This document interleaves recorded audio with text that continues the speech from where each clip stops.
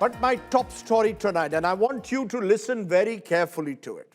In less than 48 hours, on 25th of December, India and the world will celebrate the season of joy of Christmas.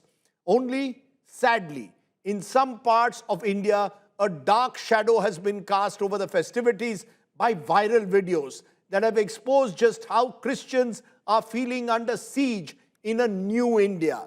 Just take a look at these images. From Jabalpur in Madhya Pradesh to Odisha to Hardwar to even in the national capital, we've had Christian groups who've been vilified and targeted by Hindutva extremist groups like VHP and Bajrang Dal. In some cases, they've been forced to remove their Santa Claus caps. In other places, they've been accused of conversion. In third places, a gathering that they had planned has been stopped. How far are we going to go, my friends, in this vilification of a minority within a minority? My top story ahead of Christmas is from Jabalpur, where the local BJP district vice president was caught on camera abusing and assaulting a visually impaired woman, alleging conversion by the church. Worse still, the police didn't step in. No action has been taken yet against the BJP leader. Our top story tonight should shake all our collective consciences. Take a look at what is happening ahead of Christmas in some parts of the country. Absolutely unacceptable. Take a look.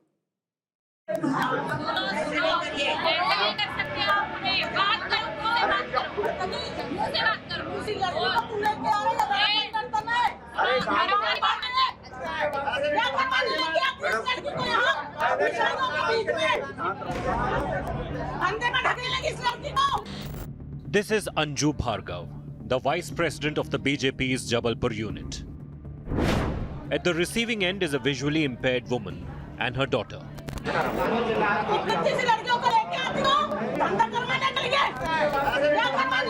Dhanda karwane ke liye is what the Neta shouted. Those words don't deserve translation. These images are from an event on Saturday organized by a Christian organization to celebrate Christmas. Physically challenged kids from different schools in Jabalpur were at the event held on the premises of a church near the Hawabagh College. Trouble started when VHP, Bajrang Dal and BJP workers barged into the compound, alleging conversion.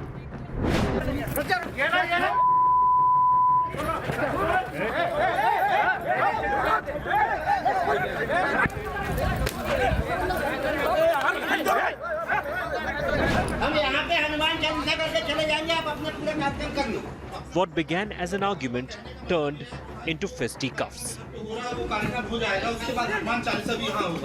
The police stepped in, but the confrontation went on. The Bajrang Dal workers insisted the kids must sing Hanuman Chalisa.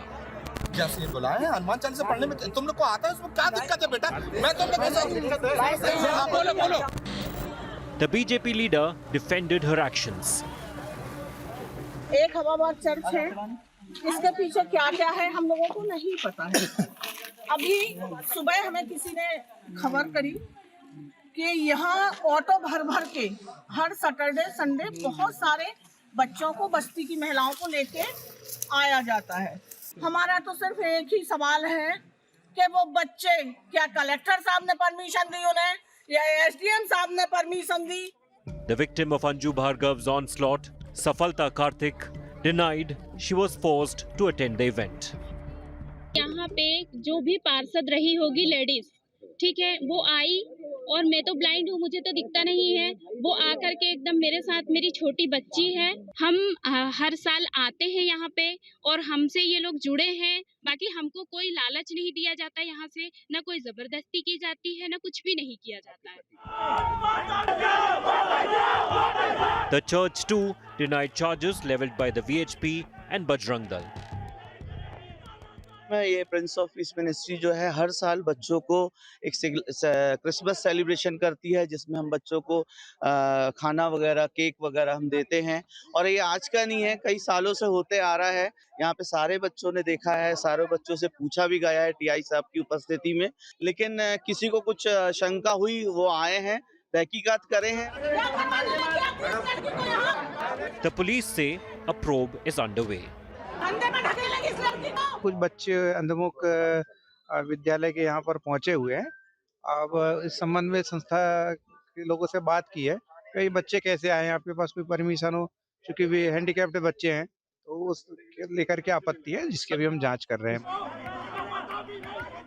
Amid all the noise, a kid who was accused of insulting Hindu prayers became the voice of reason. Sir आके मेरे से बोलते हैं कि आप यहाँ हनुमान चालीसा पढ़िए। मैं उनको समझा रहा था कि देखिए जिसका जो काम है वो वहीं होगा, अलग जगह पे नहीं हो सकता। हनुमान चालीसा आपको पढ़वाना, हमको मंदिर ले चलो, हम पढ़ेंगे। रामायण पढ़वा लो। मैं खुद हनुमान चालीसा का और सत्यनारायण कांड का नित्य प्रतिदिन पाठ करता हूँ। हम धर्म से पहले हम मानव है। मानव का क्या धर्म होता है, ये हर धर्म में बताया जाता है। Before any religion comes humanity. Is anyone listening? Bureau Report, India Today.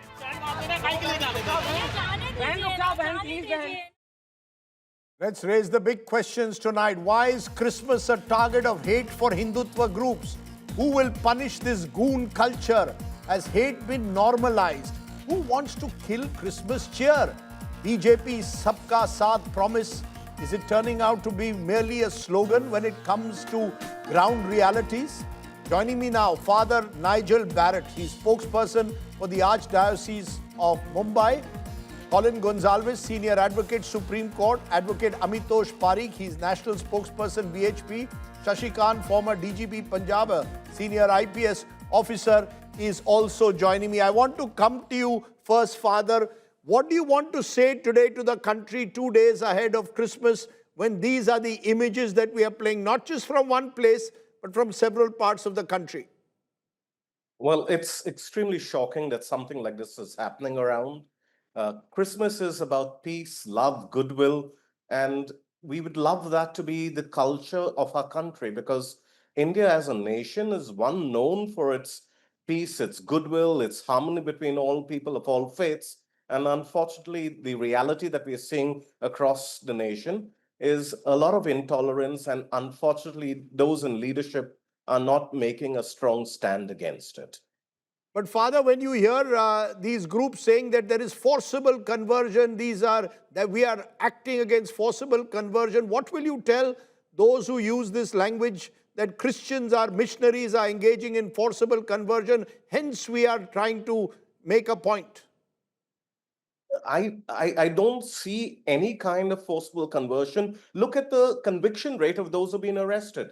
How many cases have actually proved that there was forcible conversion? And if you look at the track record, I think practically every case that was taken up in court has been dismissed as not as evidence that were either insufficient or there was absolutely no coercion or conversion happening. You know, Advocate Amitosh Parikh, your national spokesperson, BHP, the BJP isn't coming on this show on this issue, but Amitosh, is this acceptable? What kind of India is this, where someone can get away by abusing, assaulting a visually impaired woman, accusing her of conversion, where people's Santa Claus caps are being removed, where congregations are being disrupted? Is this what is Vishwa Hindu Parishad all about? Thank you, Rajdeep, for providing me an opportunity to speak on the platform. Yes, I know definitely we all have the responsibility on our shoulder to protect the secularism, but definitely not at the cost of conversions. Also, at the second time, if I may... A visually impaired woman is beaten up, you're going to accuse her of conversion? Go to the courts? Let me speak. Yes, let me speak. Who is this one woman to decide? Rajdeep. There is a court of law in this country, you're a lawyer.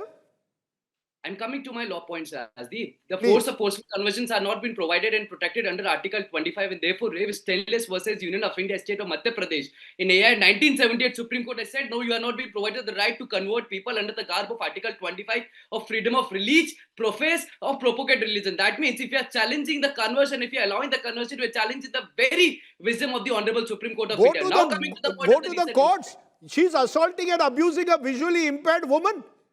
Are you defending these actions? I asked you the BJP spokesperson why she has done, but coming on the picture, the recent ground... No, the Vishwa Hindu Parishad, Bajrang Dal are organizing it. She's a VHP leader. Vishwa Hindu Parishad activist, Bajrang Dal are removing Santa Claus hats.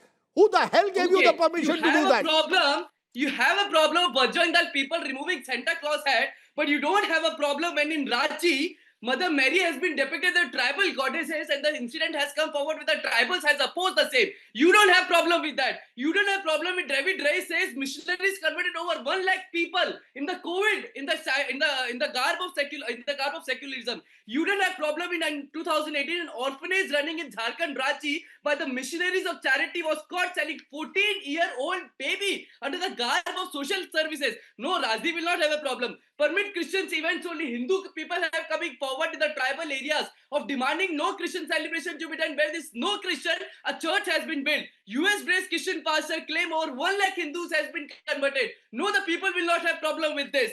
Allowing children. One minute. No, the people we have a problem with the I have a Hindu problem, sir. 1 minute. Amitosh, I've heard you. I have no problem as long as people conform to the rule of law. No one here can take the law into their own hands, remove Santa Claus hats, disrupt congregations, or indeed assault and abuse a visually impaired woman. Unacceptable. But Colin Gonsalves, you're hearing what the VHP spokesperson is saying. He's saying there is mass conversion going on in this country, and therefore the Vishwa Hindu Parishad and groups like that are coming out and standing up against that. This is not against Christmas. This is against conversion. Well, Rajdeep, right from the Kandamal riots till today, this allegation has been made against Christians.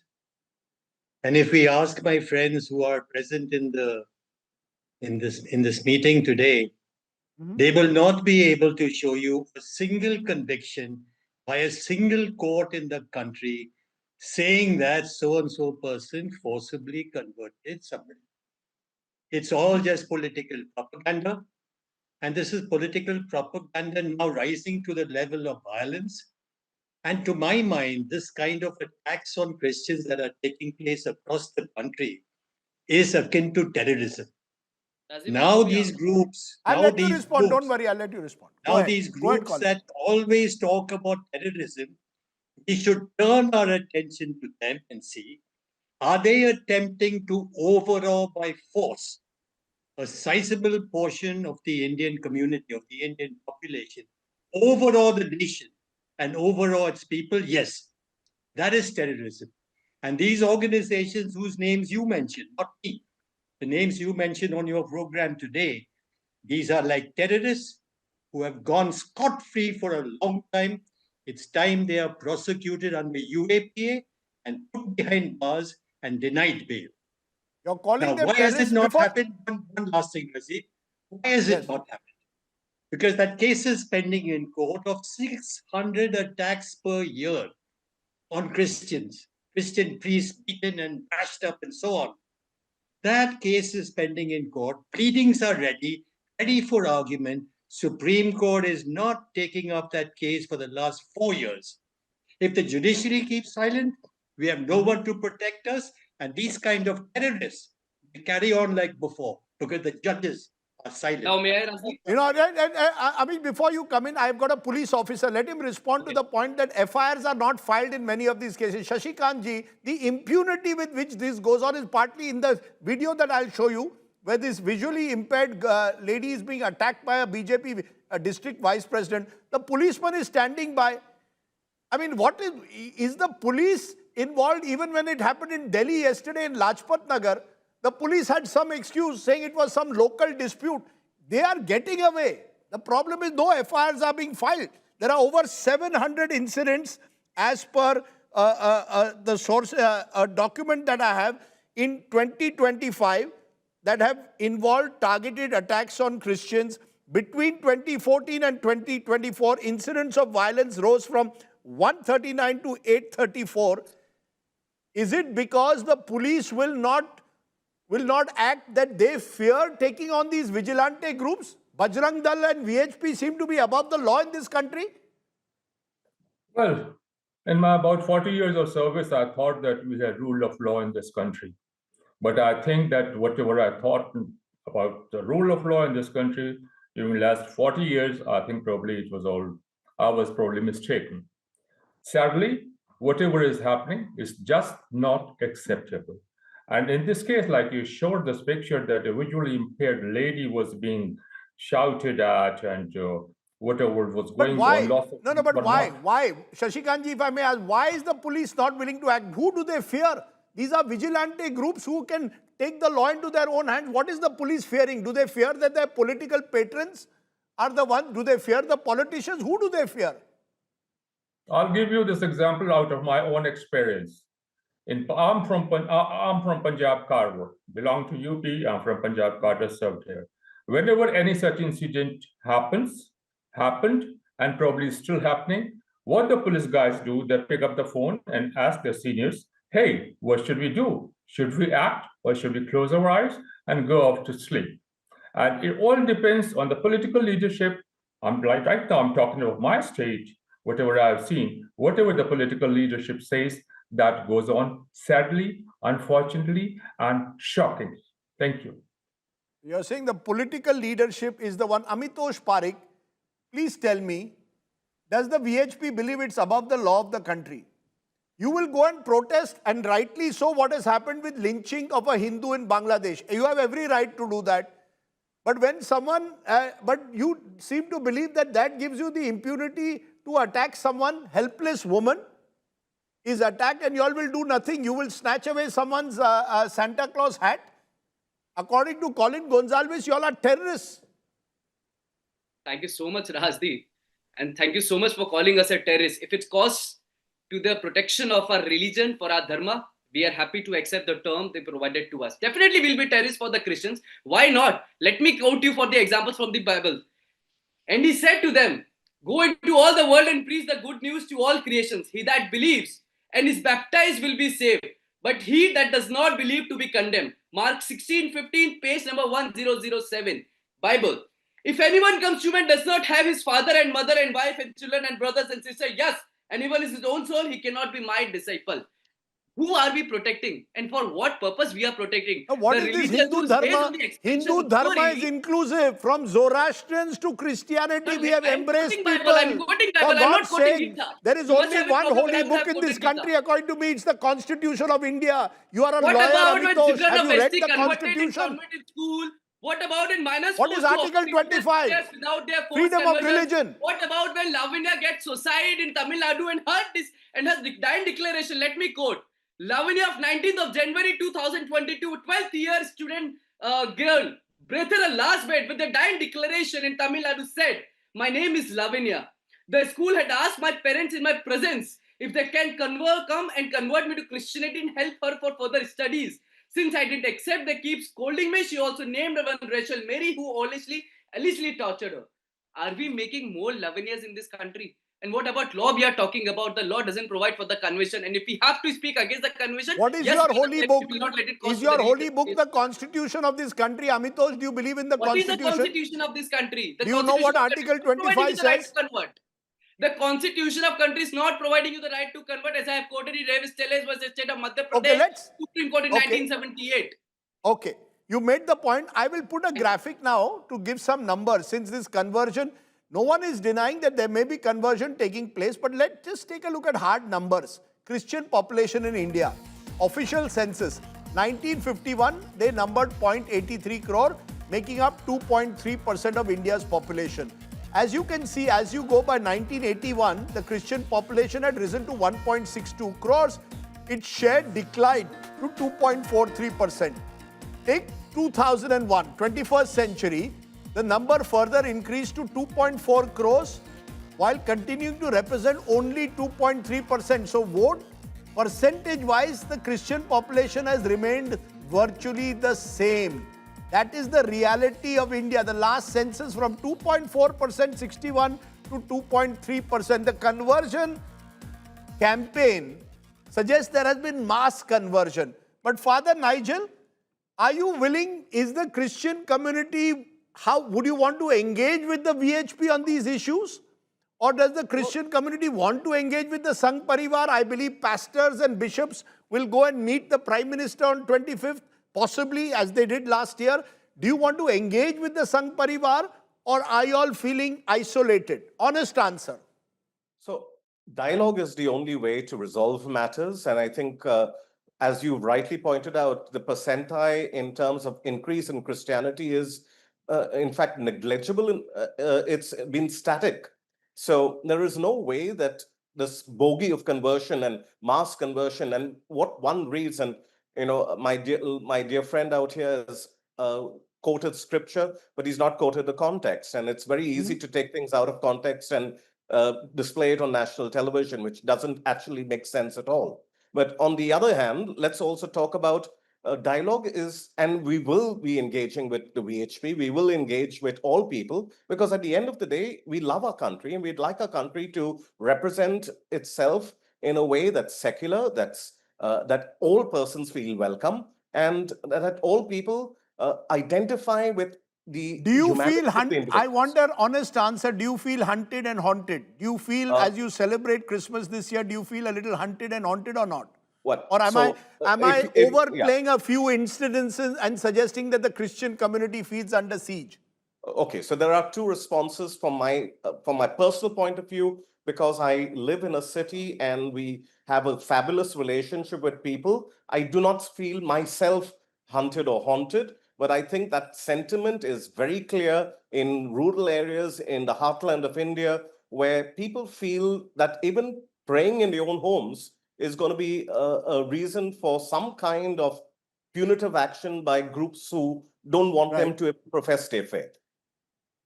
Colin Gonsalves, am I I don't- exaggerating the scale of the issue? Are we in some way, is this now a widespread, you believe, the normalization of hate? Is that what is happening, the normalization of hate? Where people say, even without looking at the facts, will say, nahi, nahi, ye Christian log jo hai na, they are converting, even while sending their own children, by the way, to Christian schools, which is the hypocrisy. But go ahead.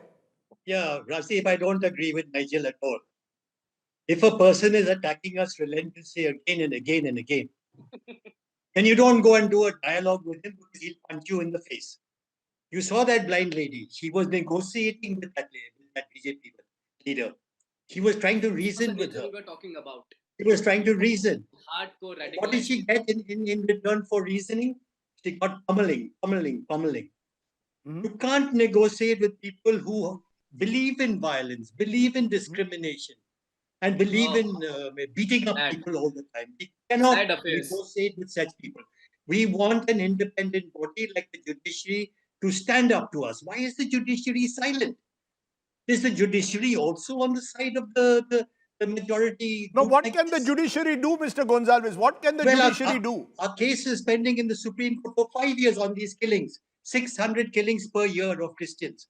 Judiciary admitted the Killings matter. or attacks? No, let's make a 6 distinction. years. Killings or attacks? Attacks. Attack after attack. Merciless attacks. If the judiciary keeps quiet, the police keep quiet because the Home Minister is on their side. So if the judiciary keeps quiet, the police keeps quiet, what are we supposed to do? Go like lamb to the slaughter and say, we want to dialogue with you? I don't think so. I don't think we'll take this pacifist kind of... I mean, and Nigel, you have to Amitosh, show leadership. Nigel, you have to show you're leadership. saying the Christian clergy has to show leadership? Yes. And they Nigel, have I to want take tell this you up? particularly, since you're on this program. The Yes. leadership of the Christian community has been poor to very poor. Rajdeep, You must stand up for the rights of Christians. You must support the people who are defenseless. You must be on their side. Not just say, I'm open to dialogue. Not things like that. Amitosh, are you at least on this program willing to say, maaf kijiye? This is not the way, this is not our Hindu Bharatiya Sanskriti. Badi baatein hoti hai Bharatiya Sanskriti ki, and then you hit a defenseless, visually impaired woman. What can be more shocking about your Bharatiya Sanskriti, about our Bharatiya Sanskriti? It's not my Bharatiya Sanskriti, I can tell you. Rajdeep, my Bharati Sanskriti will not allow 70 poor Hindu children in an orphanage to be converted into Christianity in Madhya Pradesh. My Bharati Sanskriti will not allow to throw Hindu idols in a drain way across the Christian minorities. Odisha tribal women, my Bharati Sanskriti will not allow a minority to die under the name of Christian conversion. 1 minute, Colin. My Bharati Sanskriti will not allow Hindu children to have briefing Christian missionaries. And my Bharati Sanskriti will not allow to have a conversions on the cost of rice bags or on the cost of social services. And therefore, if we talk about Northeast Arunachal Pradesh, the tribals are coming forward with the raising of slogans to have an anti-conversion law to become forward because of the Christian minorities converting Hindu minorities on a larger perspective. So I believe the Bharatiya Sanskriti allows the Sambhav, not conversion. Okay, I'm going to leave it there. I think we've heard enough voices. I want to give up my take as I hear all of you today, and listen to it very carefully. The videos of Christian groups in different parts of the country, particularly in tribal parts, being browbeaten, threatened, even assaulted by self-styled Hindu vigilante groups reveals just what the normalization of the hateful propaganda, some of which you heard on the show today, can do to a civil society. Christmas, my friends, is a festival of joy, celebrated in India and across the world with good cheer. To then target a minority within a minority in this country with such impunity exposes a mindset that to me is bigoted and anti-constitutional. Just because Hindutva, Sangh Parivar extremist groups feel that they are in power like the VHP and Bajrang Dal and claim that Christian missionaries are engaged in forcible conversion doesn't give them a license to resort to what I feel is sheer Gundaism. Sadly, in many cases, instead of applying the rule of law, the men in uniform are complicit bystanders. Rather than acting against them sternly, their political patrons in power today simply look the other way, or worse still, seem to endorse this vile behavior. Make no mistake, these goons are a national and global shame and embarrassment to the idea of this great country as a plural, inclusive society. The Modi government Sabka Saath, Sabka Vikas, Sabka Vishwas needs to translate from a catchy slogan to reality by prosecuting each and every one who resorts to hate speech and violence. Meanwhile, to a majority of right-thinking citizens who are watching this show, I can only say this: silence, my friends, is not an answer. Please celebrate Christmas this year in a spirit of genuine harmony and goodwill. I certainly will wear my Santa cap and enjoy my Christmas cake. You should too. Merry Christmas in advance. I hope you will enjoy the true spirit of Christmas as we do Diwali and Eid. That's what makes this country of ours truly unique. Joining me now is another special guest, someone very close to the Yunus government in Bangladesh. I'm joined by M. Masroor Riaz, senior former economist at the World Bank, chairman and CEO of Policy Exchange, a private think tank based in Dhaka. Mr. Riaz, appreciate your joining us. I hope you will appreciate today or tonight the anger in this country over the lynching of Deepu Das. Do you concede that the Bangladesh government now needs to do much, much more to be protecting minority Hindus? Because the message I'm afraid to say that's going out is your country is being taken over slowly and steadily by Islamic radicals. How do you respond?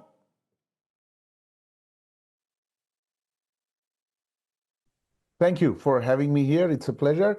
No, I think that's a completely wrong narrative or wrong way to look at it. Of course, there is an unfortunate lynching incident that you just referred to, which in that case, it involves a dispute at the workplace and a conspiracy to sort of put somebody to harm's way, which eventually led to his death, Mr. Deepu Chandra Das. But this is not a religiously targeted incident, and I think this red takeover by radical is certainly not something that is actually happening on the ground. Bangladesh is preparing well for a democratic transition with February 12th, this scheduled election. Of course, like any other South Asian countries or developing economies, lots of tensions. It's quite normal in the run-up to the election. Of course, law and order can be better. It has been troublesome in some areas for citizens of Bangladesh, regardless of their religions. Citizens, Muslims or Hindus, were equally affected. But yes, law and order, there can be stronger efforts, no doubt about that. But if I may say so, the fact is that Deepu Das was accused of having committed blasphemy. That was the initial reason given for him being lynched. The truth of the matter is that this is an investigation that could well reveal the hands of Islamists. Isn't this all of it giving Bangladesh a terrible name? Here was a republic founded in 1971 on an inclusive Bangla linguistic and cultural identity, which now finds itself increasingly being accused of giving Islamist groups a free run. Look, listen, as I said, this is an unfortunate incident. As we have seen more details slowly coming out regarding this death, it is very clear this actually was a workplace dispute which happened regarding promotion of certain workers, including Deepu Dash, which were then not taken in good sort of humor or in a goodwill way by some of his fellow workers. And that one thing led to another, and this false accusation of blasphemy was linked to Deepu Dash, and of course the unfortunate incident happened. However, this incident does not indicate that the entire country. So you're calling it, and I'm going to interrupt you. You keep calling it unfortunate, as if it's some isolated incident. I must throw the truth at you, sir. In the last 16 months, and even last night, where a house was set ablaze in Chittagong, there has been, post that regime change that took place with Sheikh Hasina no longer under the scene, a feeling that minority Hindus are not safe in Bangladesh. Since August 2024, 23 Hindus have lost their lives. 152 temples have been targeted in violent incidents. So it's not isolated. The fact is, religious places have been targeted, individuals have been targeted.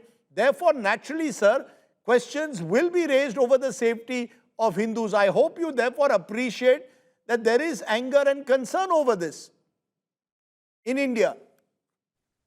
I mean, listen, I mean, there have been a lot of disinformation and misinformation. I mean, there is no doubt there has been a number of deaths which were avoidable had there been stronger law and order,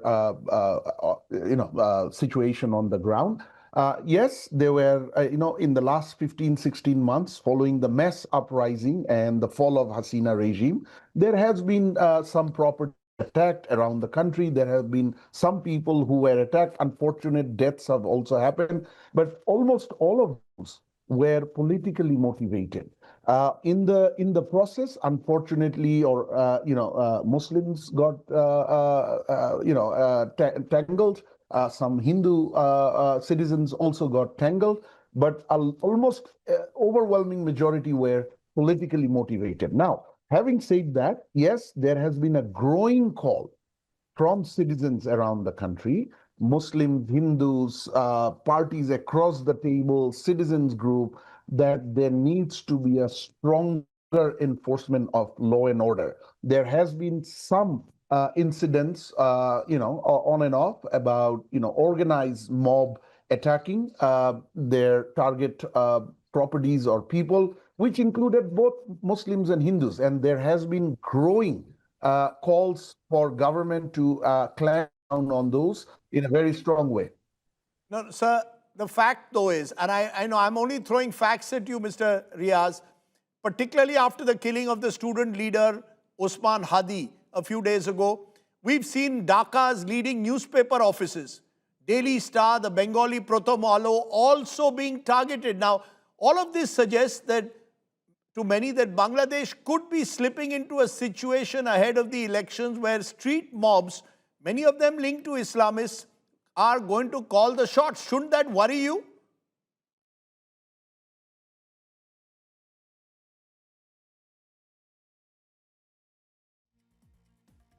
Shouldn't that worry you, sir? Can you hear me?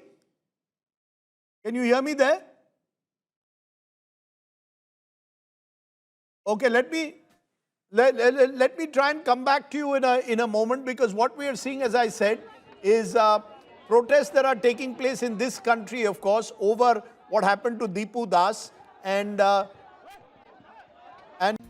okay, let's turn to another of our special reports. Our continuing focus on the row over the Aravalli Hills definition that has now sparked a political showdown in Rajasthan. The Congress claims that this entire new definition will set the stage for the plunder of the region, even pointing out to our alleged complaints that have been made, saying that mine owners are being forced to pay up if they want to continue mining in some parts. The opposition party, in fact, shared a letter written by a mining company owner to the Prime Minister's office in June this year, alleging demands for a bribe by a state official. The BJP is rejecting the charges being levelled by the Congress. At the heart of it is the Alwar MP and Union Minister for Environment, Bhupender Yadav, who's now being targeted by the opposition. Take a look at this report from Dev Ankur Vadhawan in Jaipur.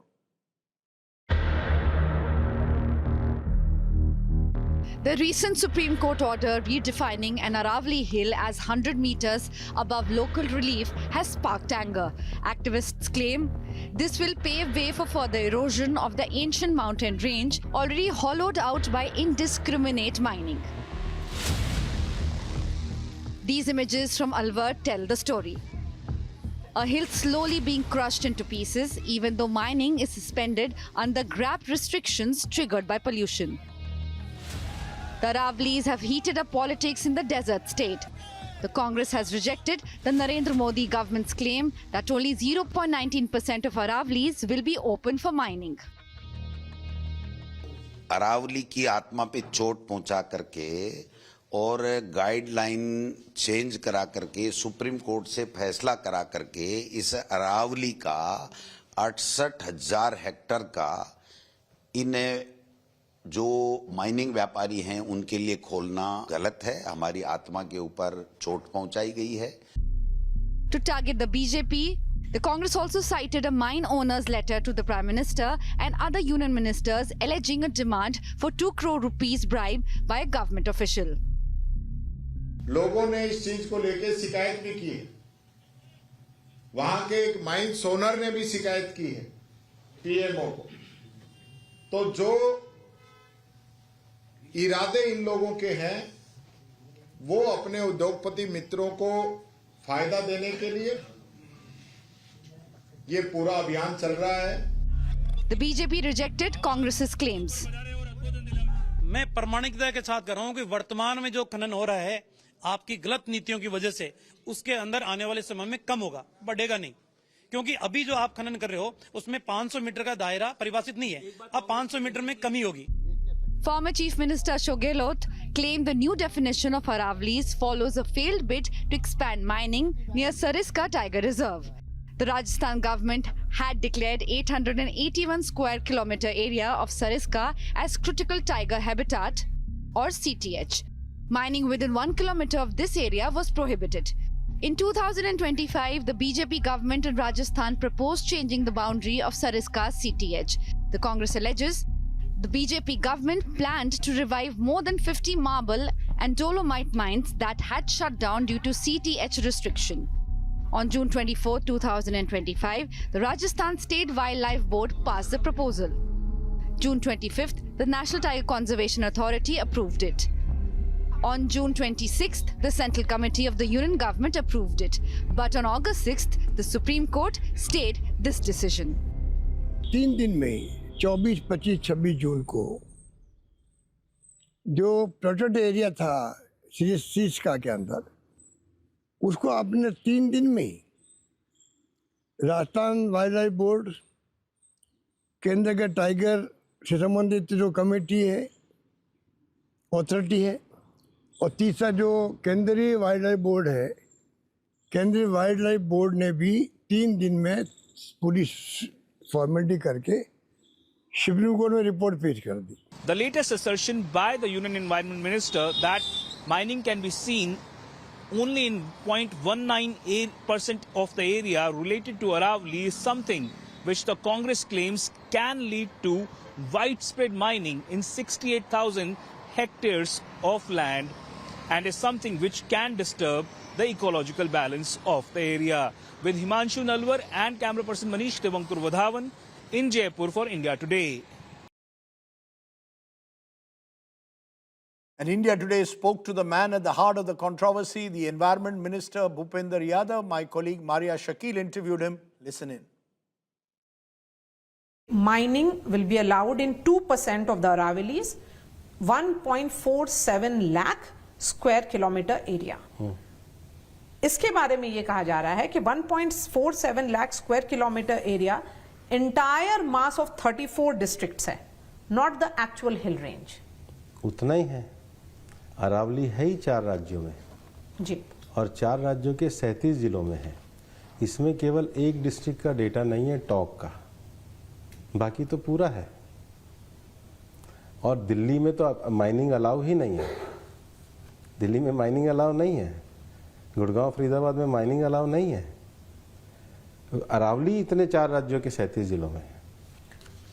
ये आप और कहां से ला रही है data? यही तो data है। नहीं सर, इसी में forest survey of India identify करता है कि राजस्थान में अरावली 40,483 स्क्वायर किलोमीटर में है using the 3 degree slope formula, and उनका वार्निंग भी है दैट 100 मीटर डेफिनेशन जो है would exclude over 99% of identified Aravalli hills. ऐसा ही है। आपको भी ये कुछ सो कॉल्ड जो मतलब ठीक है, सबका अधिकार है।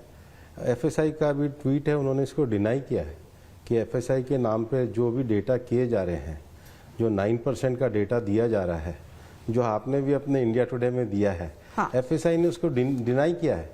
आप पहले अपने फैक्ट्स करेक्ट कर लो मारिया जी। तो आपका कहना है कि एफएसआई मेरा नहीं कहना है, एफएसआई ने ट्वीट अभी किया है। You can watch more of that at 10 p.m. tonight with Bhupender Yadav. Okay, let's turn from there to our good news today story, and there's always good news at the end of the show. In Karnataka's Belgaum district, one village is taking an unusual step to fight screen addiction. Every evening, televisions and mobile phones are switched off mandatorily by community rule. The good news for me, it happens between 7 and 9 p.m. So you have enough time to watch the 9 p.m. news. As I leave you with the story, let me wear my Santa hat once again. Wish all of you a Merry Christmas in advance and say this loudly and clearly. This is what I am and what all Indians are. I will celebrate Christmas on the 25th of December. I will celebrate Diwali when Diwali is there. I will celebrate Eid. I will celebrate Guru Nanak Jayanti because I am an Indian. I also celebrate Parsi New Year. I like celebrations. And no one, not the VHP or Bajrang Dal, can tell me how to celebrate in this country. That is what makes this country unique. This is a country that we must treasure and preserve. Rajdeep Santa Claus Sardesai tonight wants to say good night. Shubhratri, Jai Hind, Namaskar. Watch our good news story. Remember, stay true to the only holy book that matters, the Constitution of India. Bye for now. Good night.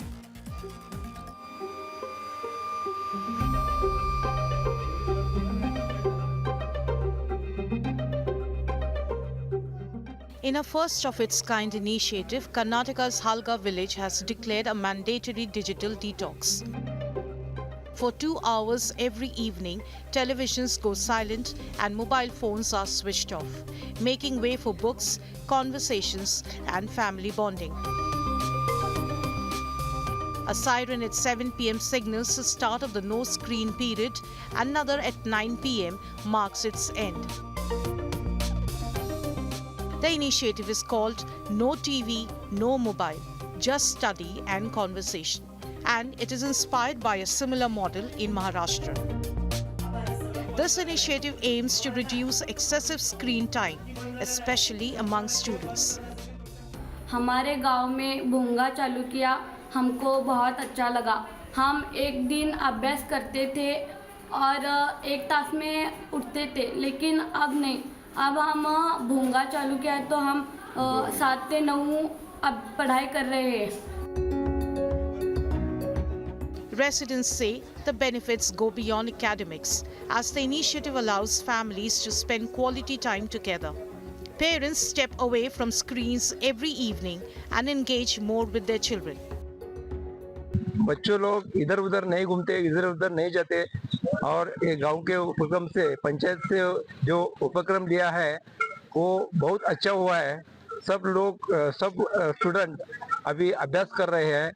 इसका परिणाम 80% गांव में हो रहा है, और ये कर्नाटक में पहला गांव है ऐसा कि जो स्क्रीन फ्री है 2 आवर्स, इसलिए हमको ये अच्छा लगा और भविष्य में बच्चों के लिए अपना भविष्य सुधारने के लिए अच्छा हो रहेगा। The initiative has received strong community support, and rightly so. With no penalties, only participation, residents are voluntarily creating a disciplined and distraction-free environment. Halga's digital detox has emerged as a beacon for communities grappling with screen overuse, and it could now serve as a model for the rest of the country too. With Nagarjun Dwarkanath, Bureau Report, India Today.